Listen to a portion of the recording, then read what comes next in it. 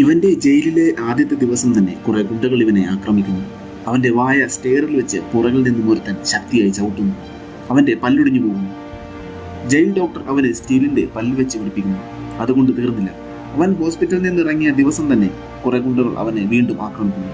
പക്ഷേ ഇപ്രാവശ്യം അവൻ മരിക്കാതിരിക്കാൻ അവരെ തിരിച്ചാക്രമിക്കുന്നു. പക്ഷേ ജഡ്ജ് അവന് 1 വർഷം കൂടി ശിക്ഷ കൂട്ടി നിൽക്കുന്നു. അവൻ ജഡ്ജുമായി തർക്കിക്കുന്നു. അവനെ ഒരാഴ്ച സോളിറ്ററി കൺഫൈൻമെന്റിൽ വെക്കുന്നു.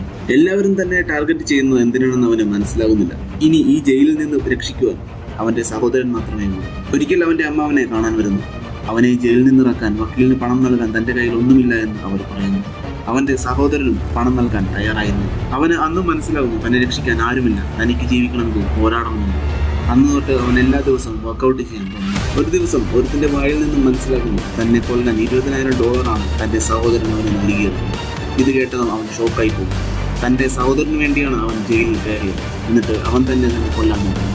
അവൻ ആ ജയിലിൽ നിന്നും രക്ഷപ്പെട്ട് സഹോദരനോട് പകരം വീട്ടാൻ തീരുമാനിക്കുന്നു.